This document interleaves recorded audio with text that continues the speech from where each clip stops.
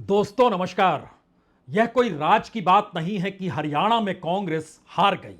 राज की बात तो यह है कि आखिर हरियाणा में कांग्रेस हारी क्यों।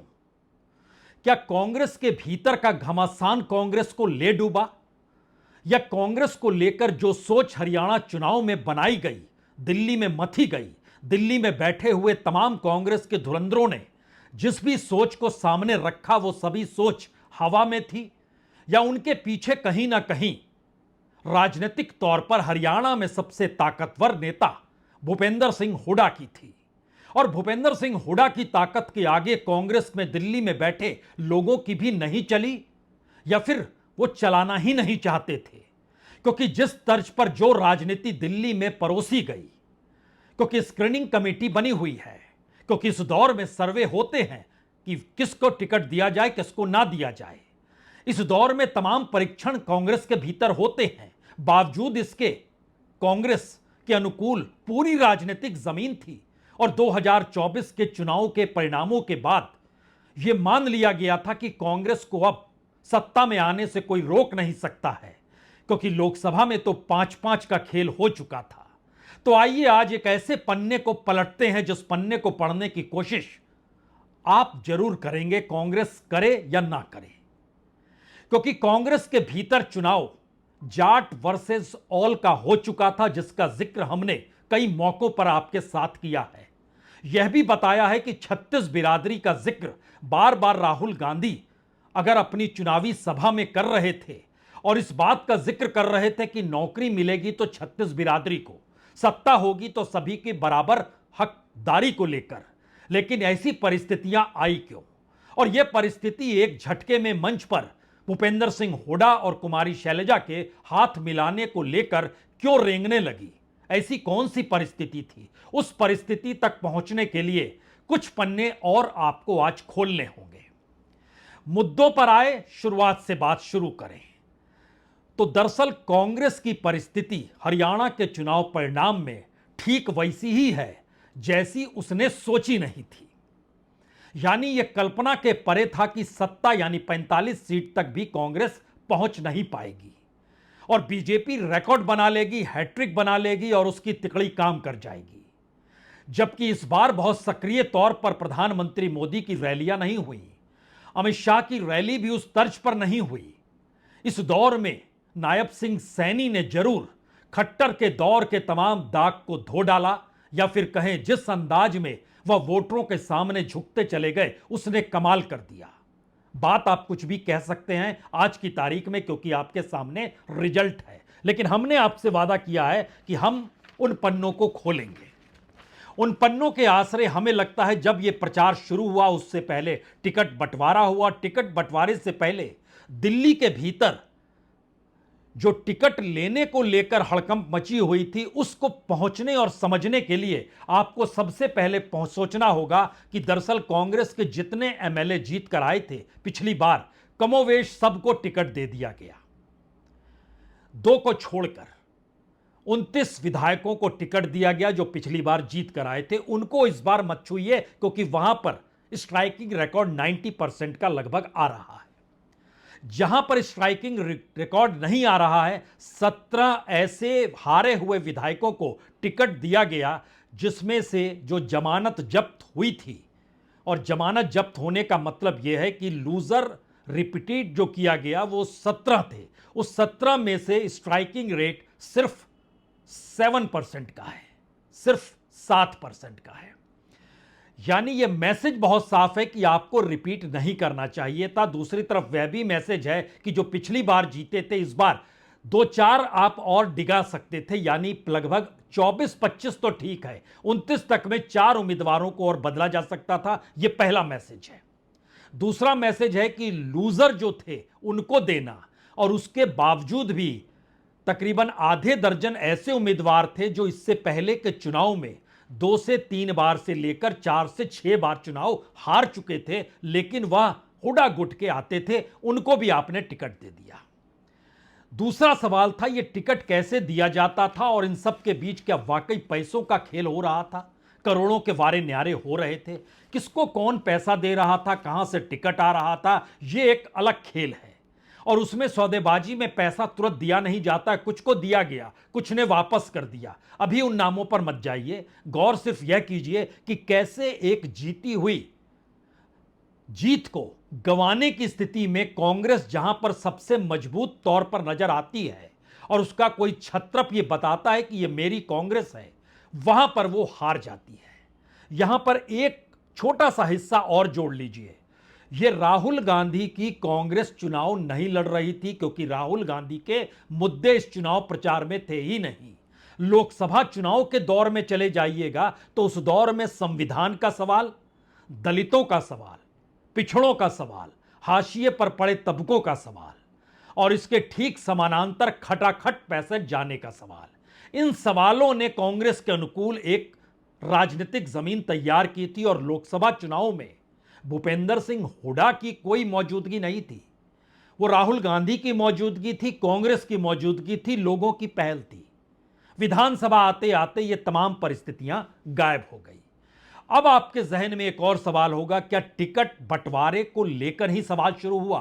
पहले राउंड में तो कोई भी कह सकता है कि हां, क्योंकि कुमारी शैलजा का रूठना, सिर्फ 5 सीटों पर उनके अनुकूल परिस्थिति में टिकट देना, उसमें भी 2 एमएलए जो पिछली बार जीते थे उसको दिया गया, बाकी 3 में हेरफेर किया गया और उन सबके समानांतर या हराने की पूरी एक रणनीति यह भी बनाई गई कि कैसे वोट बटे।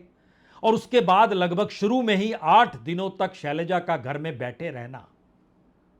यहां यह समझना होगा कि अगर जाति का कोई चेहरा होता है, जो कि जाट समुदाय का चेहरा हुड्डा थे, और हुड्डा का कांग्रेस का होना और हुड्डा की कांग्रेस का राजनीतिक तौर पर मंथन करना, तो गैर जाट वोट एक झटके में बीजेपी के हक में चले गए क्या? यह मुद्दों के आश्रय आपको आज समझ लेना होगा, क्योंकि इस दौर में 2 चीजें और हैं। जो मुद्दों का जिक्र बार बार हो रहा है, उन मुद्दों को अगर आप पलटिएगा तो आप पहले राउंड में कहिएगा, अच्छा पहलवानों का जिक्र कर लेते हैं, पहलवानों का क्या हुआ? यहां एक चीज और समझ लीजिए, पहलवान ज्यादातर जाट समुदाय से जुड़े हुए हैं और जाटों के आंदोलन के तौर पर अगर आप यहां पर ब्रजभूषण सिंह को लाकर खड़ा करते हैं, जो कि हरियाणा से 500, 600, 700 किलोमीटर की दूर पर कैसरगंज में जिसकी पहल है, वो राजपूत हैं, लेकिन राजपूतों की पंचायत भी बैठी, राजपूतों ने यहां सभा भी की हरियाणा के भीतर। किसके पक्ष में? ब्रजभूषण शरण सिंह के पक्ष में, जो कि हरियाणा के भीतर पहलवानों के आंदोलन के साथ नहीं खड़े हुए। राजपूत और जाट यहां खुले तौर पर बट गया पहलवानों के सवाल पर, बाकी सवाल अभी छोड़ दीजिए। और यह भी दिमाग में रखिए, ऐसा नहीं है कि देश भर के भीतर जहां जहां राजपूत मुश्किल में आते हैं, दिल्ली में कुमार संजय सिंह को देखिए, वह भी तो राजपूत है, मनीष सिसोदिया को देखिए, इनको लेकर तो राजपूत ने वहां कोई संघर्ष नहीं किया, लेकिन ब्रजभूषण शरण सिंह को लेकर किया, क्योंकि पहलवानों का आंदोलन हरियाणा के भीतर था, लेकिन झटके में वह जाति में तब्दील हो गया। यानी पहला सवाल जो सबसे बड़ा है, यह पूरा चुनाव जातीय समीकरणों के इर्द गिर्द था। 36 बिरादरी का जिक्र था, लेकिन उसमें एक बिरादरी एक तरफ थी, दूसरी तरफ बाकी 35 बिरादरी आकर खड़ी हो गई। आप कहेंगे जी नहीं, ऐसा नहीं हुआ। बिल्कुल ऐसा नहीं हुआ, क्योंकि उसमें और उसके वोटों में बड़ा भारी बिखराव हो गया। शेड्यूल कास्ट के भीतर जो बिखराव राजनीतिक तौर पर नजर आया, उसका असर यह है, हमारी टीम ने उस पर जब तमाम अध्ययन किए तो उन्होंने बताया कि दरअसल पिछली बार जिन सीटों पर भी कांग्रेस जीती थी, जो कि शेड्यूल कास्ट रिजर्व सीटें हैं, उस पर भी इस बार जीत पाने की स्थिति में नहीं आई। पिछली बार 17 में से 7 सीटें जीती गई थी, इस बार 2 सीटों पर झटका लग गया। यह मैसेज क्या है? मैसेज सिर्फ इतना भर है कि जाति की राजनीति कांग्रेस ने शुरू की।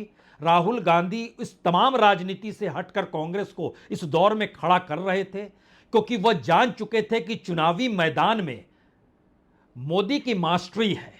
और इस मास्टरी का मतलब सिर्फ यह नहीं है कि वह जाति समीकरण, सोशल इंजीनियरिंग या सामाजिक परिस्थितियों को अपने अनुकूल कर लेते हैं। इस देश के भीतर तमाम संस्थान काम करते हैं। और हरियाणा चुनाव के बीच में जब कांग्रेस ने यह आरोप लगाया कि इलेक्शन कमीशन धीमे धीमे गति से आगे बढ़ रहा है और इलेक्शन कमीशन की साइट पर भी 3, 4, 5 राउंड के बाद चीजें अनुकूल नहीं हो रही है, तो इसका अध्ययन भी हमारी टीम ने तमाम जगहों पर बातचीत करके किया। और इस अध्ययन में दो बातें बहुत साफ तौर पर निकल कर आई। अगर यह मैसेज शुरू में चला गया कि कांग्रेस सत्ता में आ रही है, और आपको जानकर हैरत होगी कि पोस्टल बैलेट में कांग्रेस आगे चल रही थी, लगभग 75% सीटों पर पोस्टल बैलेट में वो आगे थी, और यह मैसेज पहले, दूसरे, तीसरे, चौथे राउंड तक आते आते डगमगाने लगा कि कांग्रेस अगर इतनी आगे चल रही और यह मैसेज चला गया तो जो छोटी छोटी मार्जिन होती है, जहां छोटे छोटे मुश्किलात को समाधान करने के लिए प्रशासन सक्रिय होता है, तो उसके भीतर कोई मैसेज तो देना होगा। इसीलिए कहीं 5वें राउंड से 8वें राउंड के बीच में एक मैसेज देने की कोशिश खुले तौर पर इलेक्शन कमीशन की साइट में भी आई और वोटिंग पैटर्न में भी नजर आने लगी कि दरअसल बीजेपी चुनाव जीत रही है, और इसने प्रशासनिक हलकों के भीतर यह मैसेज, वो गुड़गांव हो, वो फरीदाबाद हो, या दूसरी तरफ यमुनानगर हो, या रोहतक हो, या झज्जर हो, या पानीपत हो, या कुरुक्षेत्र हो, तमाम जगहों पर यह मैसेज चला गया कि बीजेपी लौट रही है। और इसका मैसेज बहुत साफ था, अधिकारी समझ लें, लौट रही है बीजेपी। यह मैसेज अपने आप में काफी होता है। तो जो भी रणनीति बनाई गई, उसके मास्टर कौन है और किस रूप में है, उससे आप दो दो हाथ नहीं कर सकते हैं। यह मैसेज खुले तौर पर इलेक्शन के बीच में चला गया। इसके बाद अगला सवाल आता है कि मुद्दे जो काम कर रहे थे, अगर पहलवानों का मुद्दा ऐसा था तो किसानों का मुद्दा क्या था? उन्होंने तो आंदोलन किया था। आंदोलन तो किया था, लेकिन आंदोलन किसने किया था? जो किसान मौजूद थे उसमें जाट थे या सरदार थे? उसमें बाकी समुदायों के लोगों की भागीदारी उस आंदोलन में नहीं थी। यह मैसेज इसलिए बड़ा हो गया क्योंकि किसानी के तौर पर तो अलग अलग गांव में जब आप घूमिएगा तो वहां पर जमींदारी की भूमिका में गुज्जर भी नजर आएंगे जो किसानी करते हैं। वहां पर रोड भी नजर आएंगे, सैनी भी नजर आएंगे, हरिजन भी नजर आएंगे, ब्राह्मण भी नजर आएंगे, राजपूत भी नजर आएंगे। और ये तमाम वोट जाट के पक्ष में, हुडा के पक्ष में नहीं जा रहे हैं। यह मैसेज किसानी मुद्दे को तोड़ गया अंदर से। यानी अलग अलग जगहों पर किसानों का मुद्दा अगर आंदोलन से जोड़कर देखा गया तो वह जाट और सरदार से आगे बात निकली नहीं।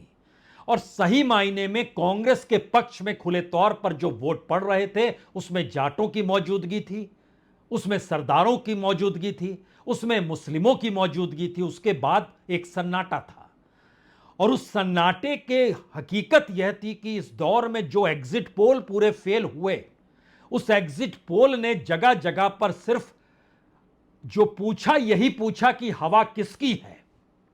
सबने कहा हवा कांग्रेस की है। पूछा गया सत्ता में कौन आएगी, कहा गया कांग्रेस सत्ता में आएगी। पूछा गया क्या हरियाणा बदलाव देख रहा है, सबने कहा बदलाव देख रहे हैं। लेकिन जिसने भी पूछा वोट किसे देंगे, उसको जवाब मिला बीजेपी को वोट देंगे। और 10 में से 7-8 लोग कहते थे हर जगह जो जमा थे बीजेपी को वोट देंगे, लेकिन बदलाव चाहिए, परिवर्तन होना चाहिए, कांग्रेस की हवा है, कांग्रेस सत्ता में आ रही है। एग्जिट पोल इसी में आकर फंस गया, और इस बात को वो समझ नहीं पाया कि राजनीतिक तौर पर एग्जिट पोल की महत्ता बीते 10 बरस में डगमगाते डगमगाते ऐसी पोजीशन पर लाकर उसे खड़ा कर चुकी है जहां पर वह 1 to 1 में जब तक यह ना जान ले जो गुप्त मतदान होता है उसकी हकीकत, तब तक उसका एग्जिट पोल मायने नहीं रखेगा। क्योंकि लोगों की परेशानी और मुश्किलात राजनीतिक दलों के नेताओं के साथ और सत्ता में आने वाले लोगों के साथ भी जुड़ी है। और तीसरी परिस्थिति यह है कि कौन हो रहा है, कौन आएगा, इसको लेकर भी है। तो पहला सवाल हमने आपके सामने खड़ा किया था इस दौर में पहलवानों का, जो समझ में आया आपको, किसानों का, सभी बिरादरी जुड़े हुए हैं। तीसरा सवाल निकल कर आया कि इस दौर में खुद को सीएम घोषित कर दिया हुडा ने, और उसके बाद जाट पूरे राज्य में सक्रिय हो गया। जहां पर जो भी गया वहां जाटों का हुजूम पूरे तरीके से मौजूद रहा। वो राहुल गांधी की सभा हो, वो प्रियंका गांधी की मौजूदगी हो, वो खड़गे साहब अपनी रैली कर रहे हों, या फिर इस दौर में जहां पर जो मीडिया हो वहां जाटों का समूह नजर में आने लगा, जो इस मैसेज को कन्वे करने में लगा हुआ था कि मुख्यमंत्री होंगे तो हुडा साहब ही होंगे और ये जन नेता हैं। दरअसल इस लकीर ने हरियाणा के भीतर उन सवालों को जन्म दे दिया, क्या वाकई इस दौर में हुड्डा सीएम अगर हो रहे हैं तो सभी अपने जाति समुदाय और उम्मीदवारों के आश्रय ये देखने परखने लगे कि आने वाले वक्त में उनकी जरूरतों का समाधान होगा कैसे। और इसमें तिल का ताड़ कहिए या इसमें असल खेल पर्ची खर्ची ने बना दिया। और यह बात खुलकर लगने लगी कि दरअसल नौकरी कैसे किस रूप में चाहिए वह आपको जाट समुदाय के सामने आना होगा। और इस मैसेज को देने से हुड्डा के समर्थक बिल्कुल उसी तरीके से नहीं चूके जिस तरीके से 2024 के चुनाव में संविधान बदलने की सोच बीजेपी के चंद सांसदों में समा गई थी। और अयोध्या यानी फैजाबाद के सांसद लल्लू सिंह भी कहने से चूके नहीं थे संविधान बदल देंगे, वो हार गए। ये बात लोगों के जहन में बस गई और यही सवाल नौकरी को लेकर आया। इसीलिए एक सवाल यह भी था कि जो 2 लाख नौकरियां हैं, राहुल गांधी चाहे कई मौकों पर कई तरीके से कहते चले गए हों, लेकिन उनकी बात नीचे तक नहीं पहुंची क्योंकि उनको 2-4 लोगों से होना नहीं है। जिस क्षेत्र में, जिस कॉन्स्टिट्यूएंसी में जो उम्मीदवार जीतेगा वह जिस जाति का होगा, उस जाति की सत्ता होगी तो वह उसके अनुकूल कैसे काम करेगा, यह अतीत के पन्नों में छुपा हुआ था और इस मैसेज ने बड़ा कर दिया। यानी हुड्डा का खुद को सीएम बनाने का जो पूरा का पूरा प्लान था, वो प्लान ही कांग्रेस के खिलाफ चला गया। जो पहलवान का पूरा प्लान था वो प्लान ही कांग्रेस के खिलाफ चला गया। जो किसानों का सवाल था वह भी जातीय समीकरण में उलझ कर रह गया। और जिस अग्निवीर को लेकर लगातार समझाया जा रहा था उसमें भी एक चीज समझनी होगी कि जवानों की जो पूरी की पूरी लकीर देखें, वो गुड़गांव का इलाका हो, वो रेवाड़ी का इलाका हो, वो रोहतक के अगल बगल का इलाका हो, फरीदाबाद के अगल बगल का इलाका हो, इन तमाम जगहों पर देखिए तो अग्निवीर जहां से निकलते हैं वहां पर भी कांग्रेस क्यों नहीं जीत पाई, जबकि राहुल गांधी बहुत माइन्यूटली चीजों को संभाल रहे थे, समझा रहे थे। वहां की परिस्थिति यह है कि जब रोजगार का सवाल आया कि रोजगार भी सरकारी देने की स्थिति में जातीय समीकरण है और सत्ता किसके पास रहेगी, सवाल है कि अग्निवीर को अगर पूर्व नौकरी मिल रही है और सत्ता में आने के बाद देने लगेंगे तो यह तो सेंटर से तय होगा, स्टेट लेवल पे तय हो नहीं सकता है। तो राज्य स्तर पे जो काम होना और केंद्र के स्तर पर जो काम होना है, और केंद्र अगर कह रहा है कि अग्निवीर में शामिल होने के बाद आप जब निकलेंगे तो आपको नौकरी मिल जाएगी, तो केंद्र को देखें या राज्य को देखें, यह मामला भी काफूर हो गया। यानी कांग्रेस के भीतर 2 सवाल बहुत खुले तौर पर उभरे। हुड्डा की कांग्रेस चुनाव लड़ रही थी, जाट समुदाय चुनाव लड़ रहा था और उसके पैरेलल और समानांतर वो तमाम लोग थे जिसमें कांग्रेसी भी शामिल थे। क्योंकि एक बार फिर लौटिए वोटिंग से पहले टिकट की परिस्थिति के भीतर, क्या आप कल्पना कर सकते हैं कि कौन किसके घर जाकर अपने बेटे की टिकट मांगने के लिए रो रहा होगा और कह रहा होगा मेरे बेटे को तो टिकट दे दो,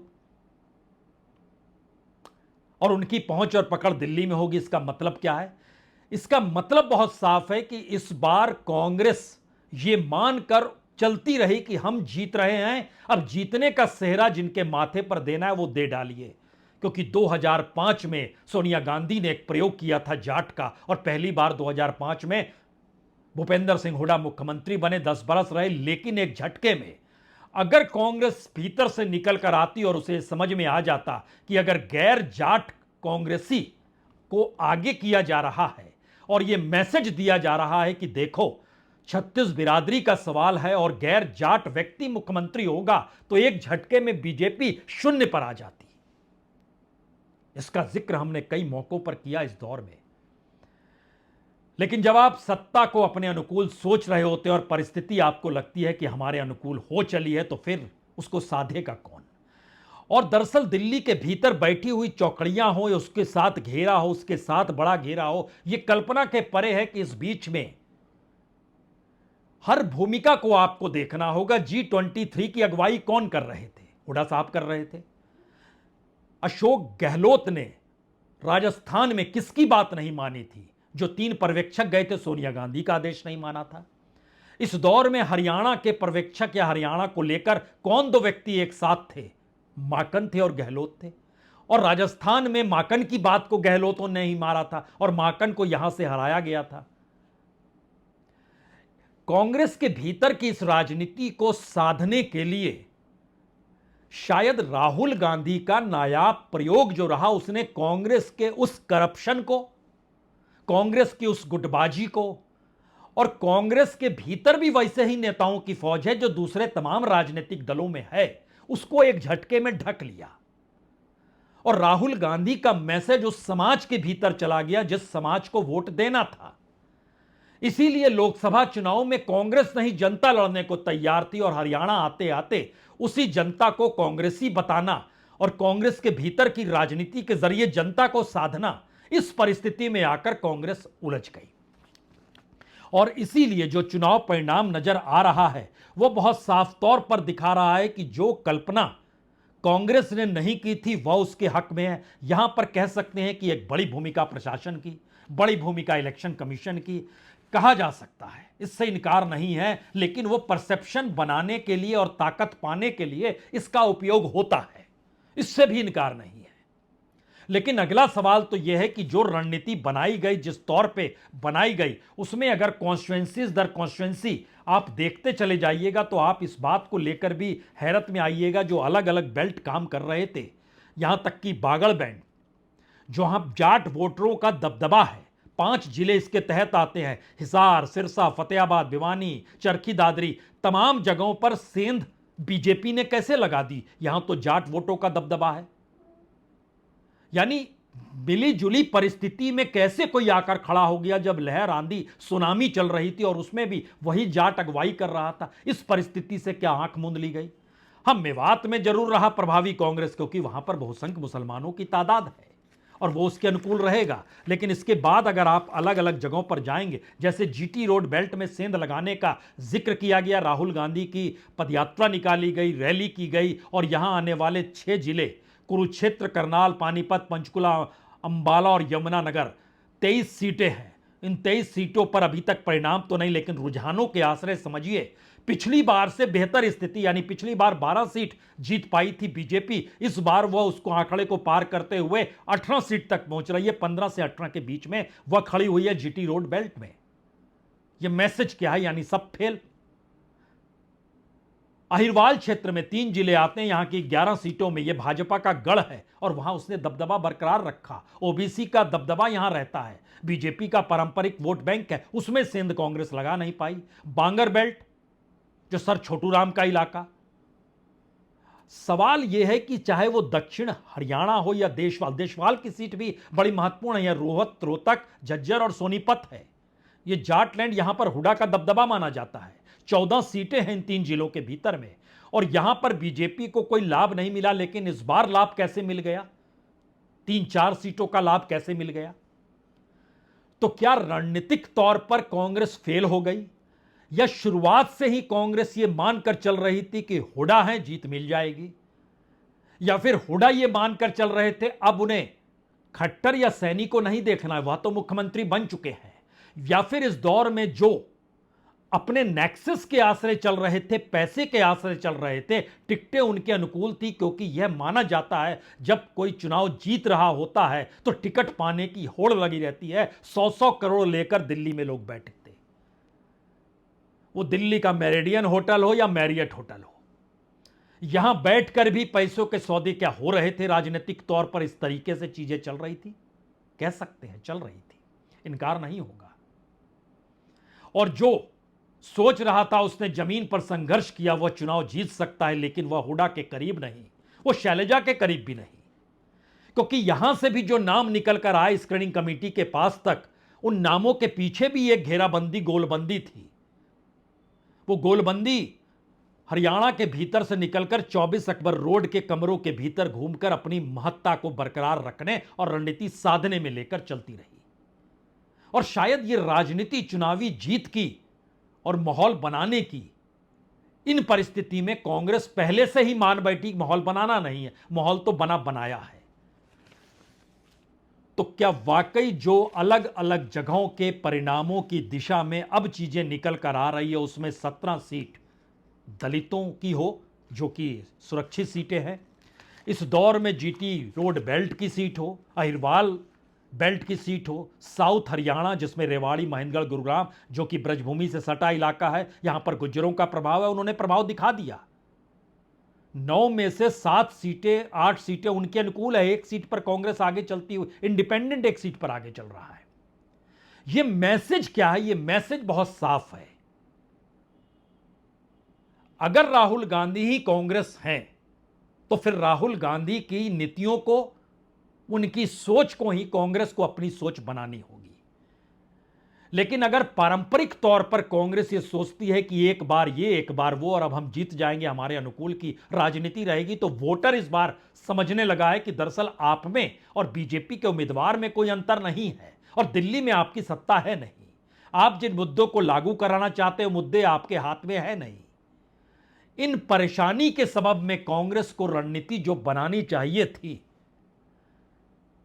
उसमें सवाल जाट का और हुड्डा का कैसे आ गया? उसमें सवाल शैलजा और दलितों का कैसे आ गया? उसमें सवाल बड़े नेताओं के बेटों का कैसे आकर निकल गया? ये सवाल तो आने ही नहीं चाहिए थे। यहां तो लड़ाई उस सोशलिज्म की हो रही थी जिस सोशलिज्म को 91 में पीवी नरसिम्हा राव ने भुला दिया था, और इस दौर की पूरी इकोनॉमिक उस कॉरपोरेट के हाथ में चली गई। और उसी कॉरपोरेट से निकले हुए नेता जो बीजेपी में भी हैं और कांग्रेस में भी हैं, बीजेपी में अब सेंट्रलाइज हो गया है, कांग्रेस में अभी भी उसका लोकतांत्रिकरण है, निचले स्तर पे बहुत पैसा है कांग्रेसियों के पास। बचा क्या? शाम में मिलेंगे, तब इस पे बात होगी एक एक सीट को लेकर, और तब जम्मू कश्मीर के मुद्दे को लेकर भी आपके सामने होंगे, वहां जनता ने क्यों साथ दिया नेशनल कॉन्फ्रेंस और कांग्रेस का। बहरहाल बहुत बहुत शुक्रिया, बहुत बहुत शुक्रिया।